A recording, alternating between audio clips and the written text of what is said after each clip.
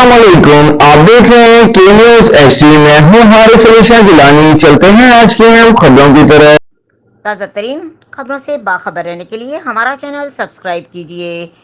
रुक करेंगे साहिवाल का। साहिवाल शहर सीवरेज के उबलते हुए गंदे पानी में डूब गया।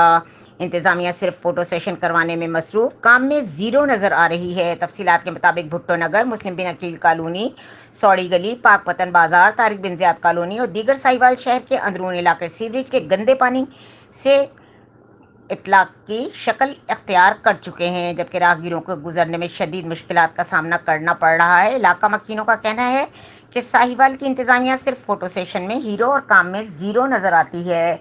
ईद के दिन जहां लोग पाक साफ होकर ईद के लिए और नमाज के लिए घरों से निकल रहे थे, वहां पर आने जाने वाले ट्रांसपोर्ट से गंदे छींटे पड़ने की वजह से मुतअद्दिद इलाके मकीन रास्ते से घरों में वापस चले गए। इलाका मकीनों ने कमिश्नर साहिवाल से मुतालबा किया है कि फ़ौरन सीवरेज के गंदे निज़ाम से हमारी जान छुड़वाई जाए, वरना हम सड़कें ब्लॉक करके एहतजाज करने पर मजबूर हो जाएंगे।